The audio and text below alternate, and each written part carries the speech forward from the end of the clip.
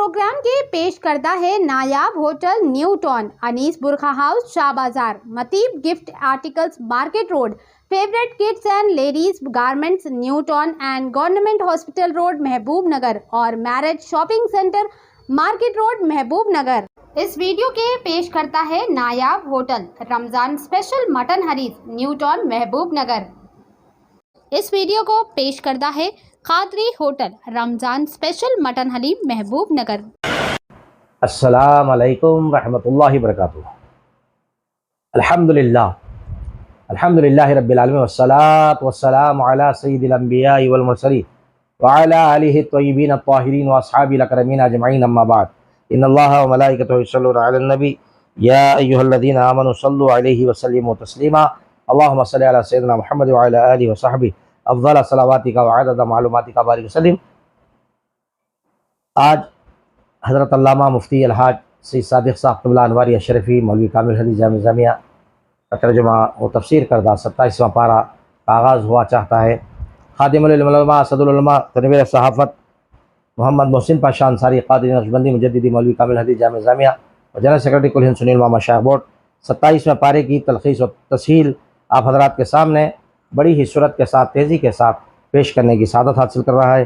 27वें पारे की इब्तिदा क़ाला फ़मा ख़त्बुकुम से हुई, इसलिए इस पारे का नाम क़ाला फ़मा ख़त्बुकुम है। इस पारे में 20 रुकू और 399 आयतें हैं। इस पारे का आगाज़ अऊज़ु बिल्लाहि मिनश शैतानिर रजीम बिस्मिल्लाहिर रहमानिर रहीम क़ाला फ़मा ख़त्बुकुम अय्युहल मुरसलून से होता है और इख्तिताम लिअल्ला यअलम अहलुल किताबी अल्ला यक़दिरूना अला शय्इन मिन फ़ज़लिल्लाहि व अन्नल फ़ज़ला बियदिल्लाहि युअतीहि मन यशाअु वल्लाहु ज़ुल फ़ज़लिल अज़ीम की आयत से होता है। और इस पारे का आगाज़ सूरह ज़ारियात की 31वीं आयत से होता है। सूरह तुर मुकम्मिल, सूरह नज्म मुकम्मिल, सूरह क़मर मुकम्मिल, सूरह रहमान मुकम्मिल, सूरह वाक़िया मुकम्मिल और पारे का इख्तिताम सूरह हदीद की आखिरी 29वीं आयत पर होता है। पारे की पहली और आखिरी आयत आप हज़रात के सामने पहले ही हम पेश कर चुके हैं। आइए इस पारे के 20 रुकू में जो मज़ामीन रकम किए गए हैं। पहले रुकू में हज़रत इब्राहीम अलैहिस्सलाम ने मेहमानों से पूछा कि वो किस मुहिम पर आए हैं, तो बोले कि एक मुजरिम कौम लूत को पत्थर बरसा कर हलाक करने, फिर फ़िरऔन, कौम आद, समूद, कौम नूह की तबाही के अहवाल बताए। दूसरे रुकू में फरमाया ज़मीन और आसमान को बनाया, हर चीज़ के जोड़े बनाए और बताया कि हमारा इनकार मत करो और किसी को हमारा शरीक या बुरा ना मानो। फरमाया ये लोग रसूलुल्लाह सल्लल्लाहु अलैहि वसल्लम की बात नहीं सुनते, तो पहलों ने भी रसूलों को झुटलाया। बहरहाल आप सल्लल्लाहु अलैहि वसल्लम ने अपना फ़र्ज़ पूरा फरमाया। आप सल्लल्लाहु अलैहि वसल्लम उनसे मुँह मोड़ने और उनकी तवज्जो दे अल्लाह जल्ल वअज़्ज़ा और रसूलों पर ईमान लाए। और मुनकिरों के लिए ख़राबी है कि उस दिन की बुरी हालत बनेगी। सूरह तूर 27वें पारे के तीसरे रुकू से सूरह तूर की इब्तिदा है। सूरह तूर मक्की सूरत है, यानी मक्के मुअज़्ज़मा में नाजिल हुई है। तफ़सीर ख़ाज़िन सूरह तूर।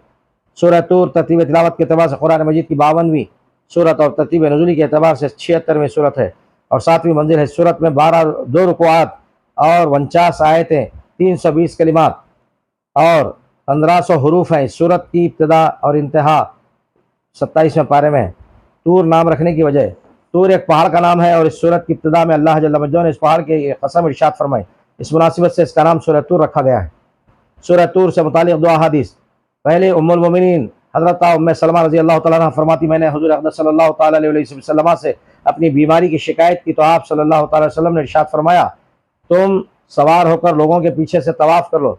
चुनांचे मैंने तवाफ़ किया और हुज़ूर पुरूज़ सल्लल्लाहु तआला अलैहि वसल्लम बैतुल्लाह की तरफ मुँह करके नमाज़ पढ़ रहे थे और आप सल्लल्लाहु तआला अलैहि वसल्लम ने नमाज में सूरह तूर की तिलावत फरमाई। बुखारी शरीफ किताब तफ़सीर सूरह तूर।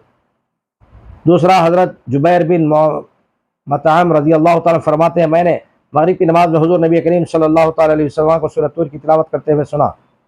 जब आप सल्लल्लाहु तआला अलैहि वसल्लम इन आयात पर पहुँचे, अम खुलिक़ू मिन गैरि शैइन अम हुवल खालिक़ून अम खलक़ुस समावाति वल अर्ज़ि बल ला युक़िनून अम इंदहुम खज़ाइनु रब्बिका अम हुमुल मुसैतिरून। तर्जुमा, क्या वो किसी शय के बगैर ही पैदा कर दिए गए या वो खुद ही अपने खालिक हैं, या आसमान और ज़मीन उन्होंने पैदा किए हैं बल्कि वो यकीन नहीं रखते, या उनके पास तुम्हारे रब के ख़जाने हैं, या वो बड़े हाकिम हैं।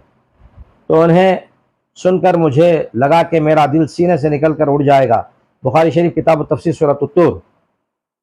27वें पारे के तीसरे रुकू में फरमाया कि रोज़ जज़ा ज़रूर आने वाला है जिसमें मुनकरीन हक़ को मुकर्रर अजाब होगा जिसे कोई नहीं बचा सकता। उस दिन आसमान फटकर टुकड़े टुकड़े हो जाएगा और पहाड़ रुई के गालों की तरह उड़ेंगे, और उस दिन सब देख लेंगे कि रसूल का कहना हक था। मुनकिर दोज़ख की तरफ ढकेले जाएंगे। ये वाग है जिसे झूठ जानते थे, और परहेजगारों को इनाम में बाग और नेमतें मिली, और ईमानदारों की औलाद जो उनकी राह पर चलेगी जन्नत में उनसे मिला देंगे। जन्नती कहेंगे कि अल्लाह जल्ल मजदूर ने एहसान करके हमें जहन्नुम से बचा लिया। चौथे रुकू में फरमाया ये लोग यूं ही बातें बनाएंगे कि कभी काहिन कभी मजनून कहेंगे। उनकी परवाह न करो, बुरा भला इन्हें समझाते रहो। कितने नादान हैं जो यकीन ना करने पर डटे हुए हैं। फरमाया ये गलत ख्यालात रखते हैं, उनके दाव पेश का वबाल खुद उन पर पड़ने वाला है, और हक़ को दबाने वाले खुद दब जाने वाले हैं। उनका शिर्क से अल्लाह का कुछ नहीं बिगड़ता, वो तो बेमिसाल माबूद है। ये समझाने से ना समझेंगे, आखिर एक दिन ज़ोर की कड़क से होश गिर पड़ेंगे और कोई उनका मददगार ना होगा। उनकी इससे पहले भी बुरी हालत रहेगी। आप सल्लल्लाहु अलैहि वसल्लम शब रोज़ अपने रब की तस्बीह और इबादत बयान करते हैं। सूरत नज्म 27वें पारे के 5वें रुकू में सूरह नज्म की इब्तिदा है। सूरह नज्म मक्की सूरत है। सूरह नज्म मक्के मुअज़्ज़मा में नाजिल हुई। तफसीर खाज़िन सूरत नज्म तरतीब तिलावत के एतबार से कुरान मजीद की 53वीं सूरत और तरतीब नुज़ूली के एतबार से 23वीं सूरत है और 7वीं मंजिल है। इस सूरत में 3 रुकूआत 62 आयतें 360 कलिमात और 1405 हरूफ हैं। इस सूरत की इब्तिदा और इंतहा 27वें पारे में है। नज्म नाम रखने की वजह अरबी में सितारे नज्म कहते हैं, नीज़ एक मखसूस सितारे का नाम भी है। अल्लाह ताला ने इस सूरत की पहली आयत में नज्म की कसम इरशाद फरमाई। इसी मुनासिबत से सूरत का नाम सूरह नज्म रखा गया। सूरह नज्म के फ़ज़ाइल हज़रत अब्दुल्लाह इब्न मसूद रज़ी अल्लाह ताला अन्हु फरमाते कि सजदा वाली सूरतों में सबसे पहली सूरत सूरह नज्म नाजिल हुई। इसकी तिलावत करके रसूल पाक सल्लल्लाहु अलैहि वसल्लम ने सजदा किया, और जितने लोग भी आपके पीछे थे, मुसलमान हो काफिर, उनमें से एक के अलावा सब ने सजदा किया। मैंने उस सजदा करने वाले को देखा कि उसने अपने हाथ में मिट्टी लेकर उस पर सजदा कर लिया, और इस दिन के बाद मैंने उसे देखा कि वो कुफ्र की हालत में कत्ल हुआ पड़ा था, और वो उमैया बिन खलफ था। बुखारी शरीफ किताब तफसीर सूरत नज्म बाबू फस्जुदू लिल्लाहि वअबुदू। अल्लामा महमूद आलूसी रहमहुल्लाह फरमाते हैं, अल्लामा अहमद बिन मूसा अलमारूफ इब्ने मरविया रहमतुल्लाह ने उनके हवाले से नकल करते हैं। हज़रत अब्दुल्लाह इब्न मसूद रज़ी अल्लाह ताला अन्हु फरमाया, सूरह नज्म ये पहली सूरत है जिसका रसूल पाक सल्लल्लाहु अलैहि वसल्लम ने ऐलान फरमाया और हरम शरीफ में मुशरिकीन के सामने पड़ी। रूहुल मानी सूरह वन नज्म 27वें पारे के 5वें रुकू में फरमाया कि दुनिया में एक अटल कानून नाफिज है, और हज़रत मोहम्मद मुस्तफ़ा सल्लल्लाहु अलैहि वसल्लम वही कानून बयान फरमा रहे हैं जो अल्लाह की तरफ से वही होता है, और वो अपनी ख्वाहिशात से कुछ नहीं कहते। वाक़े मेराज का तस्करा फरमाया कि इस पूरे सफ़र में आप सल्लल्लाहु अलैहि वसल्लम न कहीं भूले और न भटके। आप सल्लल्लाहु अलैहि वसल्लम अल्लाह की तजलियात के इतने करीब हुए कि सिर्फ 2 कमान का फासला रहेगा, बल्कि इससे भी कम। फम्मा दना फ़तदल्ला आबा कौसैन औ अदना। तब अल्लाह ताला ने अपने बंदे को वही पहुँचाई जो चाही। आप सल्लल्लाहु अलैहि वसल्लम ने अल्लाह की कुदरत की निशानियाँ इस यकीन कामिल से मुशाहिदा फरमाया। आप सल्लल्लाहु अलैहि वसल्लम की चश्मे मुबारक ना झपकी ना इधर उधर भटकी। फरमाया अज़्ज़ा और मनात बेहकीकत नाम है, ये महज ख्याली चीज़ों के पीछे चल रहे हैं। ये देवियाँ उनके किसी काम ना आएंगी। भला इंसान जो सोचे उसे मिल जाए, ये तो अल्लाह के हाथ है। 6ठे रुकू में फरमाया अल्लाह के पास फरिश्तों की सिफारिश भी नहीं चलती, ये बुत किस गिनती में है। आसमानों में बड़े मर्तबे वाले फरिश्ते भी हैं, लेकिन किसी की मजाल नहीं कि इसके पास सिफारिश कर सकें जब तक अल्लाह जल्ल मजदू इजाज़त ना मरहमत फरमाए। आखिरत के मुल्क के फरिश्तों के जनाना नाम रखते हैं, उन्हें खबर नहीं कि वो क्या कर रहे हैं। उन्होंने दुनिया को ही मकसद हयात बना लिया है। अल्लाह जल्ल मजदू जानता है कि कौन राह पर है और कौन गुमराह। अल्लाह ज़मीन व आसमान का मालिक है। इंसान को इसके भले बुरे आमाल की जांच के लिए दुनिया में रखा गया है। हर इंसान को मरना है और अपने अमाल का हिसाब देना है। फरमाया कि बड़े गुनाहों और बेहयाई के कामों से बचने वाले नेक लोग हैं जिनके छोटे मोटे कसूर माफ़ कर दिए जाएंगे। 7वें رکوع میں فرمایا غلط خیالات والوں کو تنبیہ فرمائی، جس نے جو کمایا اس کا اجر پائے گا، کسی دوسرے کا بوجھ نہیں اٹھائے گا۔ فرمایا وہی ہنساتا رلاتا ہے اور مارتا اور دوبارہ زندہ کرتا ہے، وہی جس نے قوم عاد، قوم ثمود اور قوم نوح کو ان کی برائیوں کی وجہ سے تباہ و برباد کیا۔ فرمایا حضور پرنور صلی اللہ تعالی وسلم رسولوں کے سلسلے کی آخری کڑی ہے اور قرآن آخری کتاب ہے جس میں سب کتابوں کی سب باتیں جمع کر دی گئی ہیں۔ قیامت آنے والی ہے، ان سے کوئی روک نہیں سکتا۔ تم لوگوں نے جو چلن اختیار کیا ہے چھوڑو اور اللہ کو سجدہ کرو اور صرف اسی کی بندگی اختیار کرو۔ السجدہ 12واں سجدہ تلاوت، قرآن مجید میں 14 سجدہ تلاوت ہے اور سورہ نجم کی آخری آیت نمبر 62 میں 12واں سجدہ تلاوت ہے، جس کی تلاوت کے بعد سجدہ کرنا واجب ہے۔ سورۃ القمر 27ویں پارے کے 8ویں رکوع میں سورہ قمر کی ابتدا ہے۔ سورہ قمر مکی صورت ہے۔ سورہ قمر اس آیت سیحرم الجمع کے علاوہ مکیہ ہے۔ تفسیر خادم، تفسیر جلالین، سورۃ قمر۔ سورہ قمر ترتیب تلاوت کے اعتبار سے قرآن مجید کی 54ویں صورت ہے اور ترتیب نزول کے اعتبار سے 37ویں صورت ہے اور 7ویں منزل ہے۔ اس صورت میں 3 رکوعات، 55 آیتیں، 342 کلمات اور 1423 حروف ہیں۔ اس صورت کی ابتدا اور انتہا 27ویں پارے میں ہے۔ قمر نام رکھنے کی وجہ، عربی میں چاند کو قمر کہتے ہیں۔ اس صورت کی پہلی آیت میں چاند کے پھٹ جانے کا بیان کیا گیا ہے، اس مناسبت سے اس کا نام سورہ قمر رکھا گیا۔ سورہ قمر کے فضائل، پہلا حضرت عبداللہ ابن عباس رضی اللہ تعالیٰ عنہما سے روایت ہے، حضور نبی کریم صلی اللہ تعالی وسلم نے ارشاد فرمایا، سورہ اقترب کی تلاوت کرنے والے کا چہرہ قیامت کے دن روشن ہوگا۔ کہ اس سورت کو تورات میں مبیضہ یعنی روشن کرنے والی پکارا جاتا ہے۔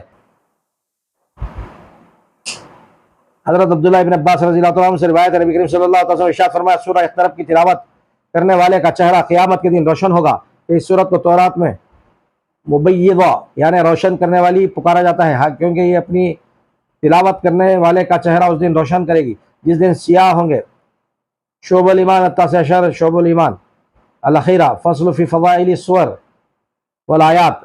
حضرت عائشہ ام المؤمنین سیدہ عائشہ صدیقہ رضی اللہ تعالیٰ عنہ سے مروی ہے کہ حضور رسول کریم صلی اللہ تعالی وسلم نے ارشاد فرمایا، جس نے رات میں سورہ سجدہ، سورہ قمر اور سورہ ملک کی تلاوت کی تو یہ صورتیں شیطان اور شرک سے اس کی حفاظت کریں گے اور قیامت کے دن اللہ جل مجدہ اسے درجات میں بلندی عطا فرمائے گا۔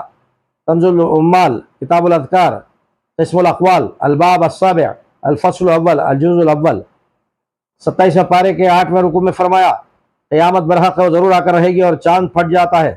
چاند کا پھٹ جانا اس کی قطعی نشانی ہے۔ کچھ لوگ اپنی خواہشوں کے پیچھے لگے حق کو جادو کہہ کر ٹال دیتے ہیں۔ یہ نادان یہ نہیں جانتے کہ ہر چیز کا وقت مقرر ہے اور ہر بات اپنے وقت پر ہوگی۔ قیامت کے دن خواہشوں کے پیچھے لگے حق کو جادو کہہ کر ٹال دیتے ہیں۔ یہ نادان یہ نہیں جانتے کہ ہر چیز کا وقت مقرر ہے اور ہر بات اپنے وقت پر ہوگی۔ قیامت کے دن حضرت اسرافیل علیہ السلام سور پھونکیں گے، چلو میدان حشر کی طرف۔ سبھی مردے اپنی اپنی جگہ سے اٹھ کھڑے ہو جائیں گے اور پکارنے والے کی آواز پر دوڑیں گے اور کہتے جائیں گے، یہ دن بڑا کٹھن ہے۔ پھر قوم نوح اور عاد کی تباہی بیان کی ہے۔ فرمایا، قرآن سے نصیحت حاصل کرنا آسان ہے بشرطے کہ کوئی نصیحت ماننے کو تیار ہو۔ 9ویں رکوع میں فرمایا، قوم ثمود کا اپنے رسول حضرت صالح علیہ السلام کی بات نہ ماننا، سرکشی کرنا اور تباہ ہونا بیان کیا اور فرمایا کہ اللہ جل مجدہ کے عذاب سے ڈرو، قرآن سے نصیحتیں حاصل کرو، اس سے نصیحت حاصل کرنا آسان ہے۔ پھر قوم لوط کی بے حیائی اور تباہی کا احوال بیان فرمایا۔ 10ویں رکوع میں فرمایا، فرعون اور اس کے ساتھیوں نے سرکشی اختیار کی تو سب کو سمندر میں ڈبو کر تباہ فرما دیا۔ فرمایا کہ وہ لوگ جو ڈرانے والے ہیں، باغوں اور نہروں کے درمیان رہیں گے، جو مستقل جگہ ہوگی، وہ اپنے شہنشاہ کے قریب ہوں گے جو سب سے زیادہ قوت اور قدرت والا ہے۔ سورۃ الرحمن 27ویں پارے کے 11ویں رکوع سے سورہ رحمان کی ابتدا ہے۔ سورہ رحمان مدنی سورت ہے۔ بعض مقامات پر سورہ رحمان مکہ مکرمہ میں نازل ہوئی ہے۔ فرمایا، تفسیر خازن، سورۃ الرحمن، سورہ رحمان ترتیب تلاوت کے اعتبار سے قرآن مجید کی 55ویں صورت اور ترتیب نزولی کے اعتبار سے 97ویں صورت ہے اور 7ویں منزل ہے۔ اس صورت میں 3 رکوعات، 78 آیتیں، 351 کلمات اور 1636 حروف ہے۔ اس صورت کی ابتدا اور انتہا 27ویں پارے میں رحمان نام رکھنے کی وجہ سورت کا نام سورہ رحمان اس لیے رکھا گیا ہے کہ ابتدا اللہ تبارک و تعالیٰ کے اسماء حسنہ میں سے ایک اسم الرحمان سے کی گئی ہے۔ سورہ رحمان کے فضائل حضرت علی المرتضیٰ کرم اللہ تعالیٰ جو رضی اللہ تعالیٰ سے روایت ہے کہ نبی کریم صلی اللہ علیہ وسلم نے ارشاد فرمایا ہر چیز کی ایک زینت ہے اور قرآن پاک کی زینت سورہ رحمان ہے۔ شعب الایمان التاسع عشرہ من شعب الایمان الاخیرہ فصل فی فضائل السور الآیات۔ چند وجہ سے سورہ رحمان کو قرآن کی دلہن زینت فرمایا گیا۔ سورت میں اللہ تعالیٰ کی ذات و صفات کا ذکر ہے اور ذات و صفات پر اعتقاد ایمان کی زینت ہے۔ اس صورت میں جنت کی حوروں، ان کے حسن و جمال، ان کے زیورات کا ذکر ہے اور یہ چیزیں جنت کی ہے، جنت کی زینت ہے۔ اس صورت میں آیت مبارکہ فَبِأَيِّ آلَاءِ رَبِّكُمَا تُكَذِّبَانِ 31 جگہ ارشاد ہوا۔ اس صورت کی زینت زیادہ ہو گئی۔ میرۃ المناجح کتاب فضائل القرآن الفصل السادس 27ویں پارے کے 11ویں رکوع میں فرمایا رحمان وہی ہے جس نے قرآن مجید نازل کیا، انسان کو بولنا سکھایا، سورج اور چاند ایک مقرر طریقے سے بنائے، دنیا کو نظام عدل و انصاف پر قائم کیا۔ چھوٹے بڑے درخت اس کو سجدہ کرتے ہیں، اسی کو سجدہ کرنے میں مشغول ہیں۔ ترازو رکھی کہ زیادتی نہ کرو تو تول میں کمی بیشی نہ کرو۔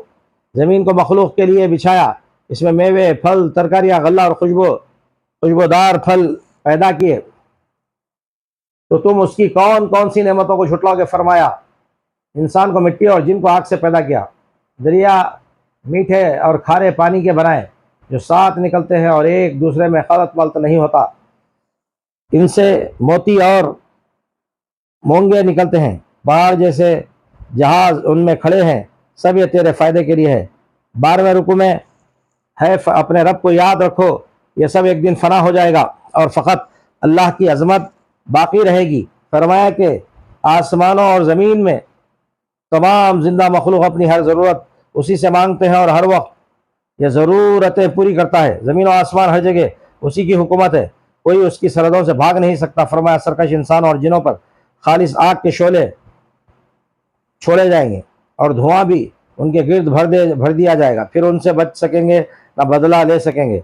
فرمایا جب آسمان پھٹ جائے گا تو اس کا رنگ رنگے ہوئے چمڑے کی طرح سرخ ہو جائے گا، تم اللہ کی کون سی نعمتوں کو جھٹلاؤ گے؟ فرمایا قیامت میں گناہگار چہرے اور حلیہ سے پہچانے جائیں گے، البتہ الزام قائم کرنے کے لیے ان سے سوال ہوگا اور ان کو گھسیٹ کر دوزخ میں جھونک دیں گے، وہ دوزخ جسے دنیا میں تم جھوٹی اور بناوٹی چیزیں سمجھتے تھے۔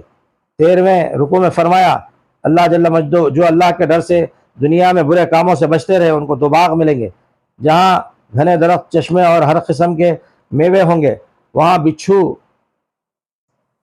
بچھونے اطلس کے ہوں گے اور تکیے لگا کر بیٹھے ہوں گے، باغوں میں بھی اتنے جھکے ہوئے ہوں گے کہ آرام سے چن لیں گے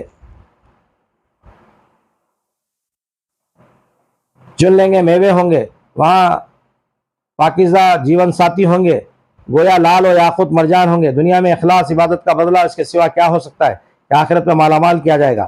پھر اور جنتوں کی نعمتوں کا تذکرہ کیا گیا۔ فرمایا کہ تم اپنے رب کی کون سی نعمت جھٹلاؤ گے؟ سنو تمہارا رب بڑی حکمت والا، بڑی برکت والا، بڑی عظمت والا، بڑی کبریائی والا ہے۔ سورۃ الواقعہ 27ویں پارے کے 14ویں رکوع میں سورہ واقعہ کی ابتدا ہے۔ سورہ واقعہ مکی صورت ہے۔ سورہ واقعہ کی اس آیت افبہذا الحدیث اور اس آیت سے سلتم من الاولین کے علاوہ مکی ہے تفسیر جلالین سورۃ الواقعہ۔ سورہ واقعہ ترتیب تلاوت کے اعتبار سے قرآن مجید کی 56ویں سورت اور ترتیب نزولی کے اعتبار سے 46ویں سورت ہے اور 7ویں منزل ہے۔ سورت میں 3 رکوعات اور 96 آیتیں، 378 کلمات، 1703 حروف ہیں۔ اس سورت کی ابتدا اور انتہا 27ویں پارے میں ہے۔ واقعہ نام رکھنے کی وجہ، واقعہ قیامت کا ایک نام ہے اور اس سورت کا نام واقعہ اس کی پہلی آیت میں مذکور لفظ الواقعہ کی مناسبت سے رکھا گیا ہے۔ سورہ واقعہ کے فضل حضرت عبداللہ ابن مسعود رضی اللہ تعالیٰ سے روایت ہے، حضور نبی کریم صلی اللہ علیہ وسلم نے ارشاد فرمایا جو شخص روزانہ رات کے وقت سورہ واقعہ پڑھے گا تو وہ فاقے سے ہمیشہ محفوظ رہے گا۔ شعب الایمان التاسع عشر من شعب الایمان۔ دوسرا حضرت انس بن مالک رضی اللہ تعالیٰ عنہ سے روایت ہے، حضور نبی کریم صلی اللہ علیہ وسلم نے ارشاد فرمایا اپنی عورتوں کو سورہ واقعہ سکھاؤ کیونکہ یہ سورۃ الغنا یعنی محتاجی دور کرنے والی سورت ہے۔ مسند الفردوس باب العین تیسری مروی ہے کہ حضرت عثمان بن عفان رضی اللہ تعالیٰ عنہ حضرت عبداللہ ابن مسعود رضی اللہ تعالیٰ عنہ کے پاس اس وقت تشریف لائے جب وہ مرض وفات میں مبتلا تھے۔ حضرت عثمان غنی رضی اللہ تعالیٰ نے ان سے فرمایا آپ کس چیز کی تکلیف محسوس کر رہے ہیں؟ حضرت عبداللہ ابن مسعود رضی اللہ عنہ نے جواب دیا اپنے گناہوں کی تکلیف محسوس کر رہا ہوں۔ حضرت عثمان غنی رضی اللہ عنہ نے ارشاد فرمایا آپ کو کس چیز کی آرزو ہے؟ حضرت عبداللہ ابن مسعود رضی اللہ عنہ نے جواب دیا اپنے گناہوں کی تکلیف محسوس کر رہا ہوں۔ حضرت عثمان غنی رضی اللہ عنہ ذی النورین والبرہان نے فرمایا آپ کو کس چیز کی آرزو ہے؟ حضرت عبداللہ ابن مسعود رضی اللہ تعالیٰ نے جواب دیا مجھے اپنے رب عز و جل کی رحمت کی آرزو ہے۔ حضرت عثمان غنی رضی اللہ عنہ نے ارشاد فرمایا آپ کسی طبیب کو کیوں نہیں بلوا لیتے؟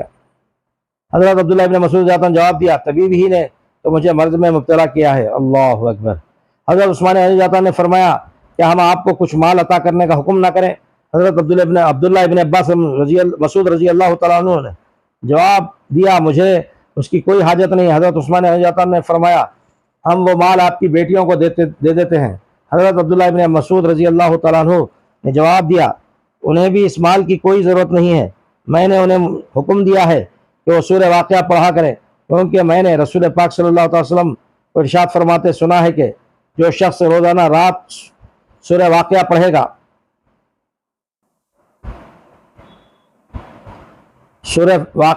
گا تو وہ فاقے سے انشاءاللہ رسول صلی اللہ تعالی علیہ وسلم محفوظ و مامون رہے گا۔ آئیے 15ویں رکوع میں فرمایا کہ جن کے اعمال بائیں ہاتھ میں ہوں گے یہ لوگ گناہ کرنے کی ضد کرتے تھے اور آخرت کے منکر سے دوزخ میں جہاں گرم ہوا بھاپ اور کھولتے ہوئے پانی میں جھلسے رہے ہوں گے، سیاہ دھواں ان کو ہر طرف سے ڈھانپ لے گا۔ پھر وہ منکروں اور ان پر عذاب بیان ہوا، فرمایا کہ تمہاری لہلاتی کھیتوں کو برباد کر کے تمہارے ہوش اڑا دیے تو کیا کر لو گے؟ تم جس سے پیاس بجھاتے ہو بادلوں سے وہ پانی کون برساتا ہے اور اسے کھارا کر دے تو میٹھا کون کر سکتا ہے؟ وہ کون ہے جو آگ جلانے والے درخت پیدا کرتا ہے؟ بلا شبہ اللہ ہی ہے۔ تو کیا ضروری نہیں کہ ان نعمتوں کے لیے اپنے رب کی پاکی بیان کرو؟ 16ویں رکوع میں فرمایا کہ اللہ تعالیٰ کی مقدس کتاب کو جو آخرت کا نظریہ بیان کر رہی ہے اس کا انکار کر کے بدنصیب نہ بنو۔ بہرحال آخرت کی زندگی سے کوئی مفر نہیں، مفر ہے تو مرنے والوں کو مرنے سے روک کر دکھاؤ اگر تم سچے ہو۔ فرمایا کہ رسول پاک صلی اللہ علیہ وسلم کی بات جھٹلانے والوں، راہ سے بھٹکنے والوں کے لیے آگ اور کھولتا پانی تیار اور اگر آخرت کے عذاب سے بچنا ہے تو اللہ تعالیٰ کے نام کی تسبیح بیان کرو۔ سورۃ الحدید 27 پارے کے 17ویں رکوع سے سورہ حدید کی ابتدا ہے۔ سورہ حدید مدنی سورت ہے۔ سورہ حدید کے مقام نزول کے بارے میں ایک قول یہ ہے کہ مکیہ اور ایک قول یہ ہے کہ مدنیہ ہے۔ تفسیر جلالین سورۃ الحدید۔ سورہ حدید ترتیب تلاوت کے اعتبار سے قرآن مجید کی 57ویں سورت اور ترتیب نزولی کے اعتبار سے 94ویں سورت ہے اور 7ویں منزل ہے۔ اس سورت میں 4 رکوعات اور 29 آیتیں 544 کلمات ہیں، 2476 حروف ہیں۔ اس سورت کی ابتدا اور انتہا 27ویں پارے میں ہے۔